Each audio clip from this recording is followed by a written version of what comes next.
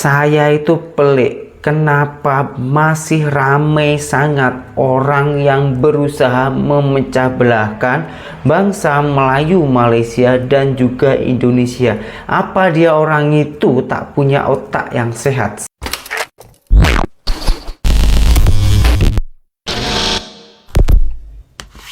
Hai, halo geng, assalamualaikum warahmatullahi wabarakatuh. Berjumpa kembali dengan saya Zainal Satori.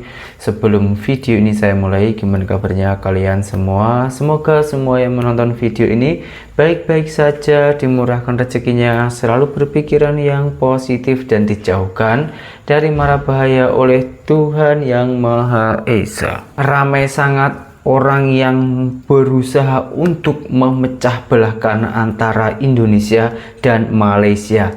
Kenapa hal seperti itu akan terjadi berulang-ulang? Sementara Indonesia dan Malaysia ini tetanggaan, jiran, dan agama pun juga hampir sama.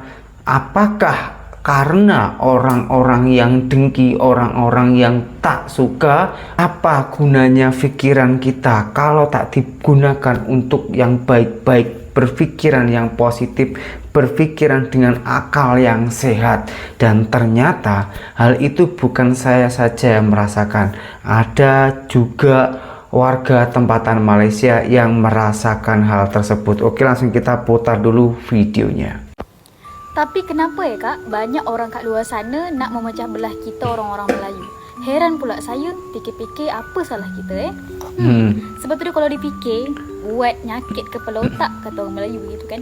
Usah dipikir sangat saudara. Kita ni sebagai manusia ataupun suku Melayu, orang Melayu yang masih waras dengan hal itu, yang masih menjalin harmonisasi antar sama suku, yang masih menganggap saudara. Kalau dah jumpa orang Melayu, oh kau saudara aku gitu. Udahlah, tak usah dipikir sangat orang-orang yang macam gitu gitu.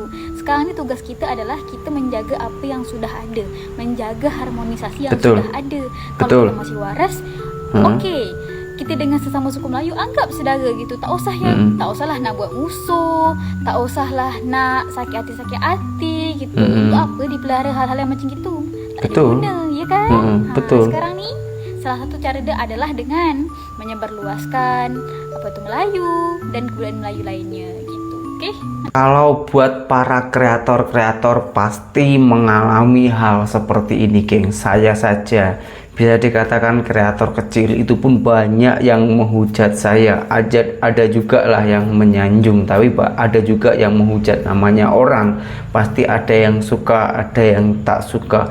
Tapi yang tak habis pikir, kenapa orang-orang macam itu masih aja ada, dan kenapa, apa juga tujuannya hal-hal yang seperti itu, macam buang-buang masa. Sama-sama berpikir, kenapa tak mencari pemikiran yang positif, kenapa tak mencari dengan akal yang sehat dulu, kenapa harus menghujat? Bolehlah mengkritik, janji memberi saran, itu ada manfaatnya. Karena ada yang harus dibenahi dengan kesalahan-kesalahan kita. Akan tetapi kalau hanya menghujat untuk berusaha memecah belahkan antara Melayu, Malaysia, dan Indonesia, itu apa manfaatnya, geng? Kita rugi sendiri, sama saja itu merendahkan diri kita sendiri, merendahkan martabat diri kita sendiri, merendahkan martabat negara kita sendiri. Tak ada guna, geng, tak ada guna. Dan karena Jawa Indonesia itu bahasa apa? Ada Jawa itu bukan hanya di Indonesia saja, geng. Di Malaysia itu juga ada. Nah, sekarang saya akan mengajak orang semua untuk mengenali adat Jawa yang ada di Malaysia. Konon katanya ada Jawa di Malaysia itu sudah dianggap Melayu. Nah, penasaran kan? Daripada penasaran, kita tengok dulu video berikutnya.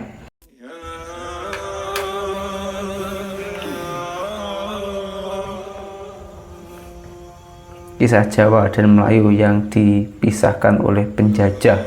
Wah, ini penjajahan keren ini, geng. Ini selamat banyak kembali di channel Pegawai Jalanan. Semoga informasi yang kami sajikan ini bisa bermanfaat untuk kita semua. Silahkan kalian simak video ini agar kalian bisa menangkap informasi yang kami sajikan. Selamat menonton. pegawai jalanan.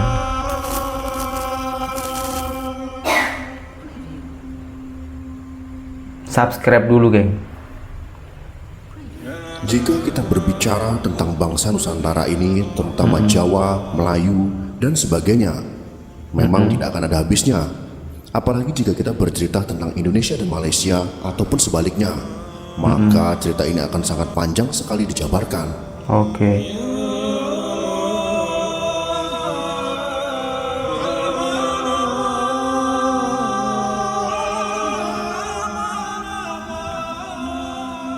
Ini merupakan sebuah foto koleksi Museum Negara Malaysia yang memperlihatkan suasana sudut jalan Mountbatten semasa banjir besar pada tahun 1926 di Tanah Melayu.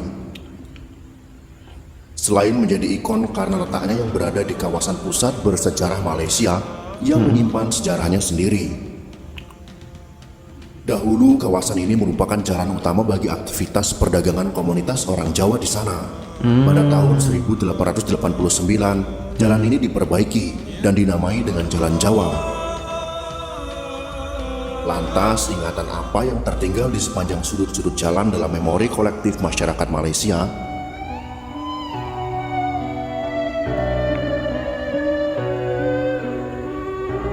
Ketika kebijakan populis Malaysia for Melayu menguat di awal kemerdekaan Malaysia, segala yang berbau asing diganti dengan wacana pro Melayu. Nama Jalan Mountbatten warisan Inggris diubah menjadi Jalan Tun Perak pada tahun 1961. Jalan ini menjadi salah satu yang tertua dan membentuk batas antara wilayah Cina dan Melayu di Kuala Lumpur. Meski sudah berganti-ganti nama, masyarakat sekitar tetap mengingatnya sebagai Jalan Jawa. Jalan Jawa adalah satu dari representasi komunitas Jawa, membangun jejak demografi panjang di Tanah Melayu. Aliran manusia dari Jawa ke Semenanjung telah berbilang abad. Catatan pelayar Portugis Heredia menyebutkan bahwa setelah kekalahan Melaka dari Portugis pada tahun 1511, komunitas Jawa tetap diberi tempat oleh Portugis untuk melakukan aktivitas perdagangan di Semenanjung. Mereka berbicara dalam bahasa yang sama seperti penduduk di Pahang, Johor, Lingga, Patani, dan Timur Sumatera. Kedudukan geografis yang lebih dekat dengan kepulauan Indonesia, khususnya Pulau Sumatera dan Pulau Jawa, membuat penduduk Semenanjung cenderung lebih terpengaruh oleh kebudayaan Indonesia dibandingkan dengan kebudayaan Asia Tenggara daratan, yaitu Thailand ataupun Indochina.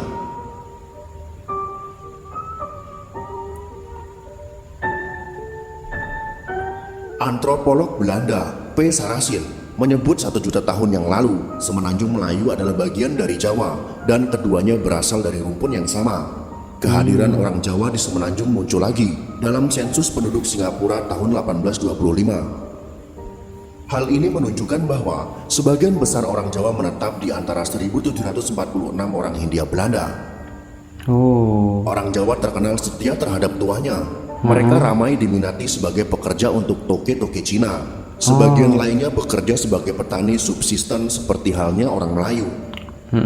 Pada masa prakolonial, istilah Melayu muncul pertama kali dalam catatan harian seorang peziarah Buddha dari Cina, yaitu Ising, dalam A Record of the Buddhist Religion as Practiced in India and the Malay Archipelago.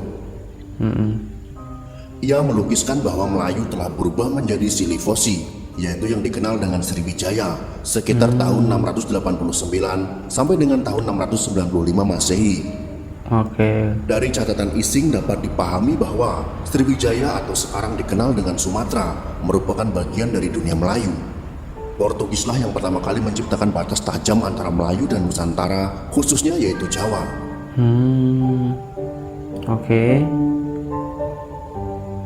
Orang Melayu dan orang Jawa. Sebelumnya, pedagang-pedagang Arab memanggil semua penduduk Nusantara dengan sebutan orang Jawi. Mereka tidak membedakan antara orang Melayu dan orang Jawa. Keduanya dianggap penduduk lokal Semenanjung. Dari kalangan Melayu, Sayyid Abdullah bin Abdul Hamid Al-Idrus dalam editorial majalah Kalam edisi pertama menggunakan istilah dunia Melayu untuk komunitas muslim di Semenanjung. Ia memasukkan muslim Jawa sebagai bagian dari bangsa Melayu. Dunia Melayu yang dibayangkan oleh Idrus sebagai komunitas muslim sesuai dengan bunyi konstitusi Malaysia. Seorang Melayu didefinisikan sebagai orang yang mengaku muslim, biasanya berbicara bahasa Melayu sesuai dengan kebiasaan Melayu. Oh. The Malaysia Federal Constitution tahun 1964 halaman 103. Sejarawan Wang Gungwu menggambarkan orang Jawa mendapat tempat khusus di hati masyarakat Melayu. Mereka mengakui orang Jawa sebagai migran serumpun karena memeluk kepercayaan yang sama dengan orang Melayu sebagai muslim serta berbicara dalam bahasa Melayu. Sebaliknya, orang Cina dan India di Malaysia sebagai imigran tak serumpun karena mereka memiliki latar belakang budaya yang sepenuhnya sangat berbeda. Iya kah? Pegawai sipil kolonial Inggris yaitu Sir Richard Winsett dalam tulisannya pada tahun 1921 mengasosiasikan orang Melayu sebagai penduduk yang tinggal di wilayah Semenanjung dan Riau Lingga. Pernyataan ini dibantah oleh sejarawan Melayu yaitu Abdul Hadi. Ia keberatan jika Melayu dibatasi oleh penduduk yang tinggal di Semenanjung dan Sumatera. Tanah Melayu lebih luas, meliputi Jawa, Kalimantan, Sumatera, Filipina, dan lain sebagainya.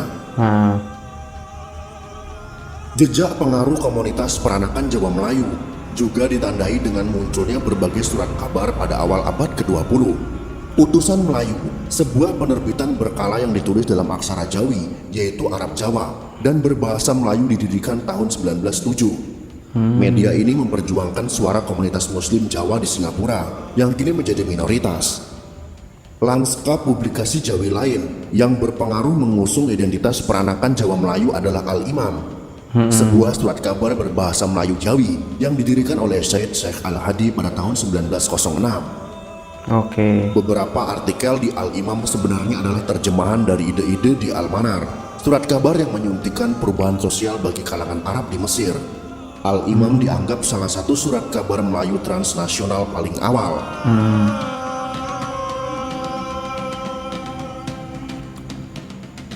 Melayu tanpa Jawa.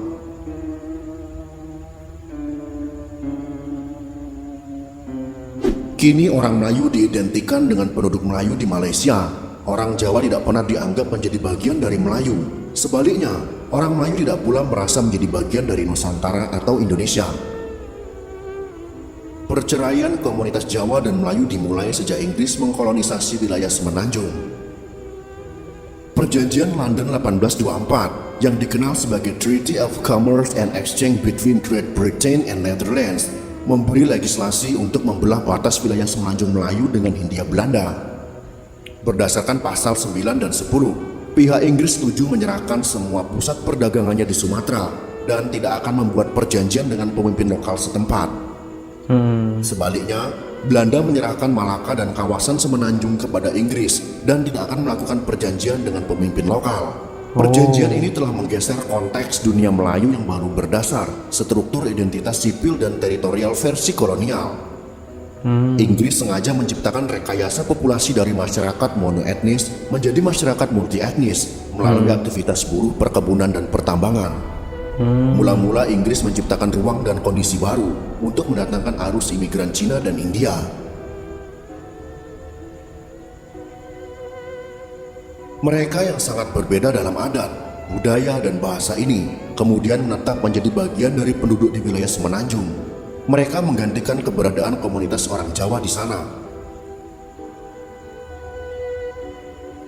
Mulai awal abad ke-20, percobaan pengambilan buruh dari Jawa menghadapi banyak masalah. Belanda juga melarang orang Jawa didatangkan ke Semenanjung dan Sarawak. Belanda merasa cemas karena Hindia Belanda sendiri masih memerlukan tenaga buruh dari Jawa.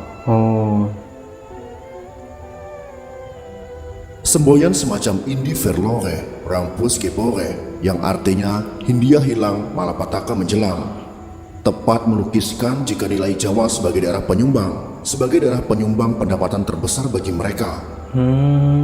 Inggris mengganti buruh Jawa dengan buruh Cina dan India. Pembatasan ini membuat aktivitas buruh-buruh Jawa semakin berkurang. Oke. Saya baru sadar sih. Pembagian wilayah administrasi oleh pemerintah kolonial tidak hanya membelah orang Melayu dan orang Jawa secara relasi sosial, tetapi juga memutus relasi fungsional keduanya. Kehadiran orang Jawa secara pasti makin dilupakan. Dunia Melayu hanya didefinisikan secara eksklusif atas 3 ras besar, yaitu Melayu, Cina, dan India. Rekayasa populasi yang dilakukan oleh Inggris ini sekaligus mengeluarkan identitas orang Jawa sebagai bagian dari dunia Melayu. Selama kurun waktu 1907 sampai 1936, tercatat lonjakan imigrasi Cina dari 12.402.000 jiwa menjadi 7.008.404 jiwa. Sementara kenaikan buruh India pada periode yang sama juga mengalami lonjakan sebesar 73.538 jiwa. Annual Reports of the Straits Settlement tahun 1855 sampai dengan 1941 halaman 102. Salah satu penyebab dominasi buruh Cina atas India adalah kerja-kerja mereka yang disukai oleh pemerintah Inggris. Mereka dianggap lebih murah dan memiliki daya juang yang lebih. Sebaliknya orang Jawa dan orang Melayu dianggap pemalas oleh pemerintah kolonial Inggris. Hingga tahun 1934, sebanyak 73.798 buruh India juga hijrah ke tanah Melayu. Colonial Labor and Administration tahun 1960 halaman 68. Mereka direkrut dengan sistem kontrol Kangani, yaitu pemimpin buruh. Melalui pengaruhnya di desa-desa, Kangani menyediakan kapal besar dan komisi untuk setiap tenaga kerja yang direkrut ke Malaya.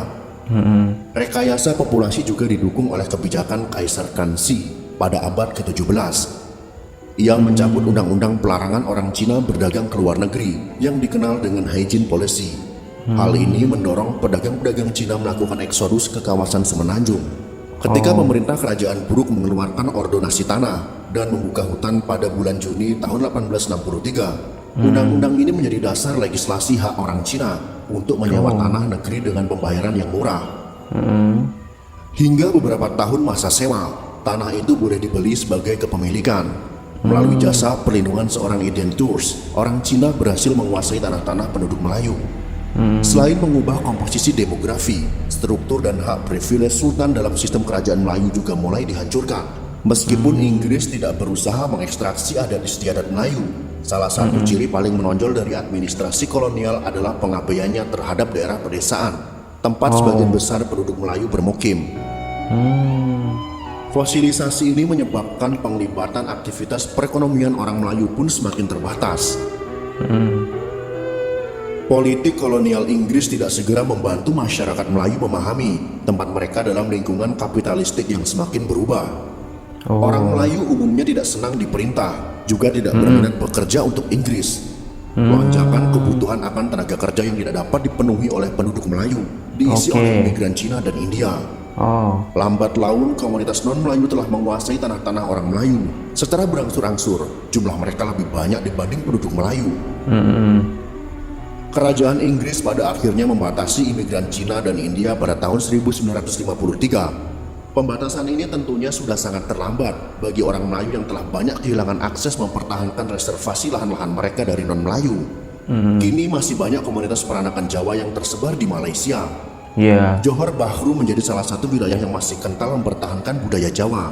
Peranakan Jawa tetap eksis dan diakui sebagai bagian dari orang Melayu di Malaysia. Mereka mengambil peran dalam pembangunan Malaysia. Mantan Wakil Perdana Menteri Zahid Hamidi misalnya, ia adalah keturunan asli Jawa yang terbilang sukses berkarir di bidang pemerintahan di Malaysia. Di beberapa wilayah Sabah juga telah banyak keturunan orang Jawa yang memegang tumpuk kepemimpinan di negeri Malaysia. Semoga sekelumit kisah tentang perjalanan orang Jawa di tanah Melayu ini bisa menginspirasi kita semua.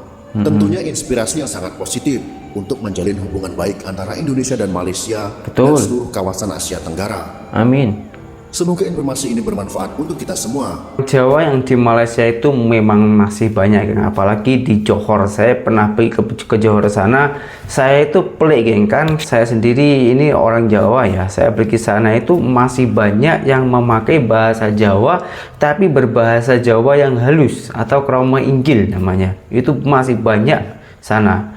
Ternyata itulah sejarahnya, geng. Dan semoga dengan semua video yang saya tayangkan ini kita boleh menambah wawasan, boleh menambah pengetahuan untuk mengurangi hal-hal yang negatif pada diri kita masing-masing.